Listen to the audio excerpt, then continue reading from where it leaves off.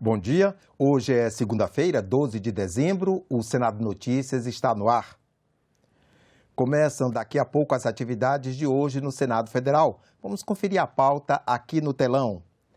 Às 10 horas, a Comissão de Educação e Cultura faz uma audiência pública para discutir o projeto que cria o Dia Nacional do Artista Vidreiro. E no mesmo horário, o plenário do Senado começa uma sessão temática sobre o autocontrole na produção agropecuária. Para as 2h30 da tarde, está marcada uma audiência pública da Comissão de Transparência, Governança, Fiscalização e Controle para debater pesquisas eleitorais. Os senadores convidaram representantes de institutos de pesquisa e o presidente do Tribunal Superior Eleitoral, ministro Alexandre de Moraes. O senador eleito Flávio Dino, do PSB do Maranhão, foi anunciado como o futuro ministro da Fazenda pelo presidente Lula, ministro da Justiça, na verdade, na sexta-feira. Além de Flávio Dino, Lula anunciou Fernando Haddad para o Ministério da Fazenda, José Múcio para o Ministério da Defesa, Rui Costa para a Casa Civil e Mauro Vieira para as Relações Exteriores. Um grande companheiro, com uma história política consagrada como deputado, como presidente da Embratur, como militante de esquerda, como juiz federal, que é o nosso companheiro Flávio Dino, ex-governador do Maranhão, eleito senador da República, que vai ser o nosso querido companheiro da Justiça. Eu tenho certeza que o Flávio Dino vai ajudar a consertar muitas coisas nesse país. Registrar, sublinhar que uma das determinações, uma das orientações que ele fixou é de total ênfase à área de segurança pública e, portanto, quero consignar aos policiais, suas famílias, todos os profissionais de segurança pública, que o presidente Lula determinou que na transição e também no exercício do governo, nós estejamos muito próximos dos policiais. Não há nenhuma razão para não haver amplo diálogo com todos os profissionais da segurança pública e isso vai ocorrer por determinação do presidente Lula. Em relação à Direção-Geral da Polícia Federal, eu levei ao presidente Lula, quando ele me honrou com o convite, exatamente nessa direção de trabalho, de proximidade, o nome do delegado Andrei Rodrigues, que alguns poderão questionar quais os critérios, como houve em relação aos comandantes das forças. E nós levamos em conta, sobretudo, a necessidade de restauração da plena autoridade e da legalidade nas polícias, também a experiência profissional comprovada, inclusive na Amazônia brasileira, uma vez que o delegado Andrei exerceu as suas funções na Amazônia brasileira, que é uma área estratégica para esse governo e, portanto, para a segurança pública.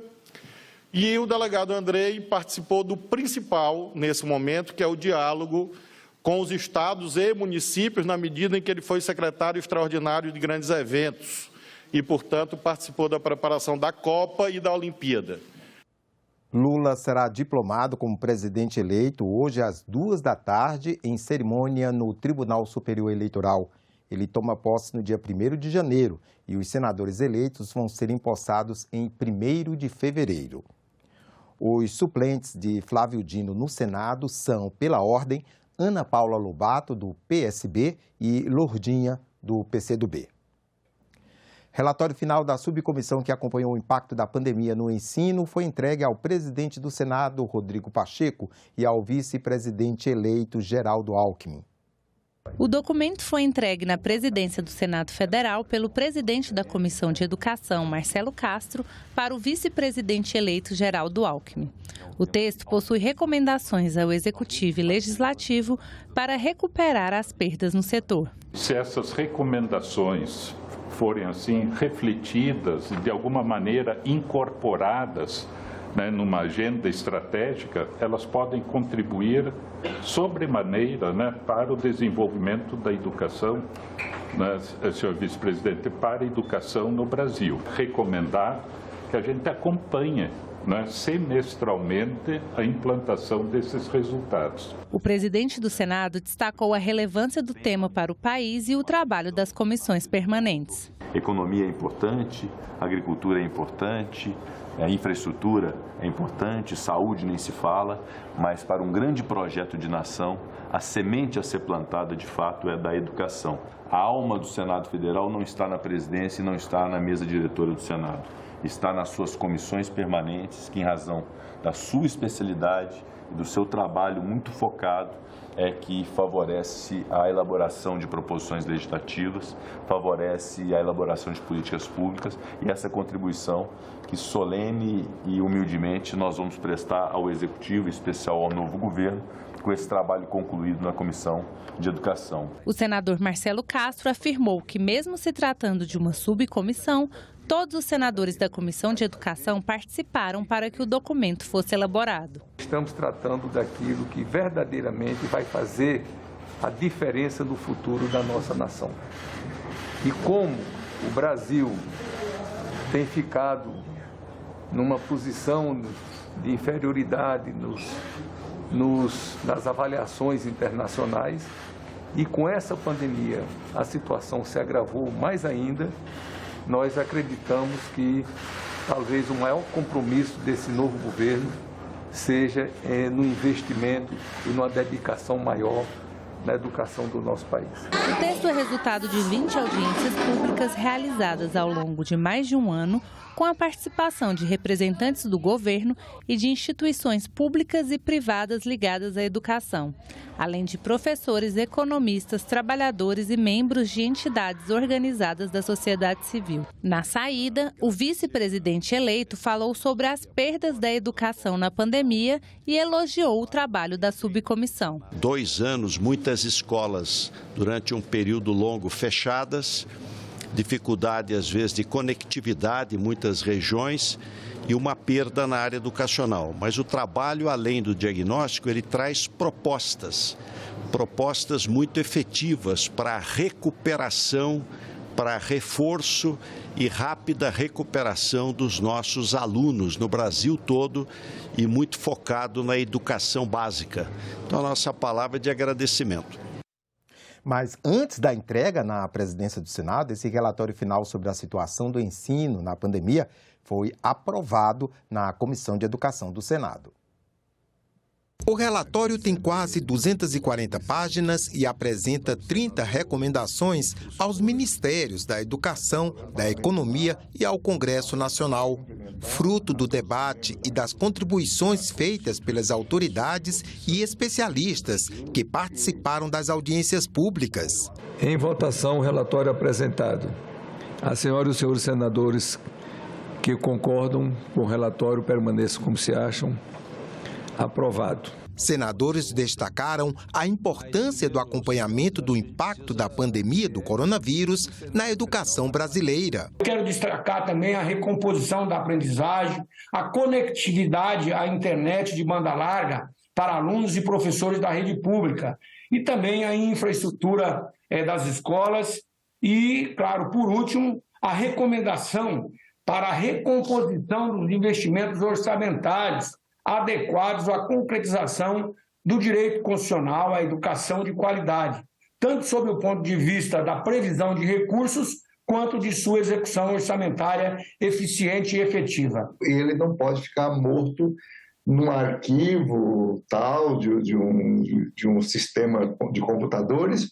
Ele só vai merecer atenção se nós levarmos isso para o próximo ministro ou ministra da Educação, entregarmos em mãos, e fazemos essa divulgação para nossos governadores de estado e também nossos prefeitos dos nossos estados. Entregando esse relatório em mão à coordenação do GT de Educação, acredito que será muito importante esse material que foi desenvolvido pela comissão ser entregue ao próximo governo para que sirva como uma diretriz, como um caminho a ser traçado para resgatar a nossa educação brasileira. Nós tivemos, além das deficiências tradicionais e que não vencemos ainda, um lapso de interrupção irrecuperável. E a criação da Política Nacional de Educação Digital foi aprovada pela Comissão de Ciência e Tecnologia. O projeto propõe ações nas seguintes frentes com foco no digital: inclusão, educação, capacitação, especialização e pesquisa. O texto vai ser analisado agora pela Comissão de Educação. No mundo contemporâneo, cada vez mais as fronteiras entre o online e o presencial se entrelaçam e complementam. A ideia da política de educação digital é transformar presença digital em influência digital, incluindo no sistema de educação brasileiro o domínio das ferramentas digitais e a compreensão desta realidade para o exercício pleno da cidadania. Ao propor uma política nacional de educação digital, organizada por eixos distintos e complementares, a nobre deputada federal Ângela Amin realizou enorme acerto e, portanto, a proposição merece prosperar. É preciso transformar presença digital em influência digital, oferecendo aos estudantes oportunidade para transitar de maneira efetiva pelos novos cenários online com protagonismo e senso crítico. A proposta estrutura a Política Nacional de Educação Digital de acordo com 4 eixos. A inclusão digital tem o objetivo de garantir acesso igual às tecnologias digitais para informação e comunicação e promoção de competências digitais. A educação digital escolar objetiva garantir o letramento digital e informacional. O eixo capacitação e especialização digital tem o objetivo de prover as competências digitais necessárias para o mundo do trabalho. O eixo pesquisa científica em tecnologias da informação e comunicação tem o objetivo de assegurar condições para a produção de novos conhecimentos e para maior participação de pesquisadores brasileiros em redes e programas internacionais. Falar em educação hoje tem que se falar em tecnologia. Primeiro porque há um grande desafio em a nossa educação acompanhar o ensino e o ensino acompanhar a tecnologia, porque cada vez mais as crianças, os adolescentes, os jovens têm acesso à informação, a informação que é dada de maneira, às vezes, efêmera, célere, e que é necessário ter um aprimoramento também dos professores. E muitos desses profissionais da educação, eu até mencionei isso aqui na audiência pública, não estão adaptados a tratar com uma câmera à sua frente, a tratar com a tecnologia em si, enviar e receber mensagens, querem a sua privacidade quando estiverem na sua casa, vão levar o trabalho 24 horas para casa ou não. Então, tudo isso está sendo também objeto de estudos por essa comissão. As mudanças climáticas nos últimos anos criaram um fluxo migratório mundial responsável pelo surgimento da expressão refugiados climáticos. Soluções de apoio a esses migrantes internacionais foram debatidas em audiência pública no Senado Federal. Nos últimos anos, desastres naturais como terremotos, enchentes, secas, furacões e tsunamis, ocasionados pelas mudanças climáticas, têm gerado um fluxo migratório cada vez maior entre os países. Essa chamada emergência climática gerou 2 vezes mais fluxos migratórios do que os conflitos armados e a violência na última década. Desde 2010, mais de 21 milhões de pessoas por ano foram forçadas a migrar devido às mudanças climáticas e às consequências das temperaturas extremas, criando a figura dos refugiados climáticos, que não têm a mesma proteção internacional dos refugiados de guerra e de conflitos e, por isso, podem até ser deportados. A falta de políticas públicas para o acolhimento dessas pessoas foi debatida em audiência pública na Comissão Mista sobre Migrações Internacionais e Refugiados. Conflito com a fragilidade de adaptar-se à mudança climática é o precursor da maior mudança, da maior deslocamento no mundo. Então, isso é um pouco a dinâmica. No futuro, algumas projeções indicam que milhões de pessoas podem migrar por causa dos efeitos adversos das mudanças climáticas. E, no entanto, em muitos casos, as pessoas mais vulneráveis vão ser aquelas que podem acabar por ficar encurraladas, sem termos meios ou a oportunidade de recorrer à migração para sair das áreas degradadas. E o Brasil não está fora dessa rota. Segundo a ONU, nós somos o 6º país do mundo que mais sofre com as catástrofes climáticas. Vimos as inundações, as enchentes, deslizamento de terras em áreas de risco. A gente viu também as tragédias de Brumadinho e Mariana. Vemos as secas extremas do Nordeste se intensificando, todos promovendo deslocamentos forçados dentro das nossas fronteiras, fruto das assimetrias regionais que precisam ser sanadas. Segundo os especialistas, a falta de regulamentação da lei de imigração também fragiliza as ações de auxílio aos refugiados. O principal encaminhamento que eu acho que nós temos aqui também desse debate sobre mudanças climáticas é para as pessoas, né, e para os gestores perceberem que não é uma coisa que está só apenas nos livros ou na internet ou um debate no filme, por exemplo. É a vida, né, a nossa vida, né, o que acaba impactando diretamente. A boa notícia é que governos ao redor do mundo já reconhecem que cada vez mais o nexo entre as mudanças climáticas e migração, e o Brasil não pode ficar para trás nesse debate. A migração climática tem significado impacto na instabilidade dentro e fora dos países e, portanto, exige políticas públicas específicas para acolher migrantes climáticos de forma segura, humana e proativa. O presidente do Senado, Rodrigo Pacheco, informou em entrevista coletiva que há expectativa de que a Câmara dos Deputados mantenha o texto da PEC da transição igual ao aprovado pelo Senado. A proposta garante pagamento de auxílio de R$ 600 no ano que vem, ampliando o teto de gastos em até R$ 145 bilhões de reais.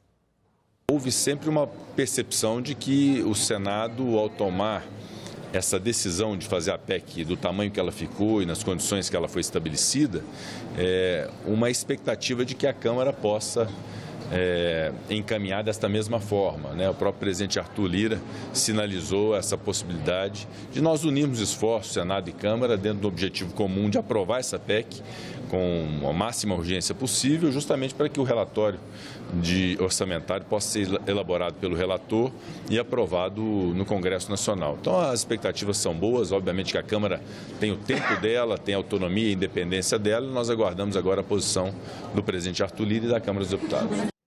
Nessa mesma entrevista, Pacheco comentou o julgamento sobre a constitucionalidade das emendas do relator geral do orçamento. Ele disse que o Congresso está aguardando a decisão do Supremo Tribunal Federal com serenidade. A sessão do STF deve continuar nesta quarta-feira. O Supremo Tribunal Federal tem o papel de julgar aquilo para o qual é provocado, né? E foi provocado em matéria das emendas de relator. Desde o ano passado já vem essa discussão em relação a esse tema, houve inclusive uma decisão do Supremo no passado, houve então o restabelecimento das emendas de relator, agora é uma decisão. O Congresso Nacional se faz representar através da sua advocacia, tanto do Senado quanto da Câmara, com as sustentações orais, com os memoriais, argumentando os elementos, são elementos de controvérsia e de dúvidas em relação às emendas de relator, e nós aguardamos a decisão do Supremo Tribunal Federal com toda a serenidade e na absoluta convicção de que são coisas independentes. O nosso compromisso com o país, de estabelecer um Bolsa Família, de votar uma proposta de emenda à Constituição, uma alteração constitucional, não devem ser influenciados por uma decisão do Supremo Tribunal Federal. Mas é óbvio que o Congresso Nacional tem a sua convicção em relação às emendas de relator e isso está externado no julgamento do Supremo. O primeiro seminário Direitos Humanos na Gestão Pública, com foco em diversidade, equidade e inclusão, acontece hoje até às 6 horas, de forma remota e presencial, no auditório do Conselho da Justiça Federal, em Brasília.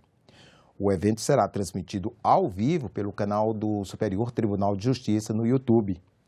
O seminário é promovido pela Rede Equidade, que tem a participação do STJ e do Senado Federal, além de outros 9 órgãos da Administração Pública Federal.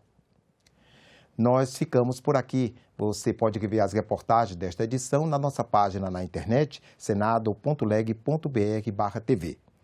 E você passa a assistir agora a reunião da Comissão de Educação, que faz uma audiência pública. Acompanhe.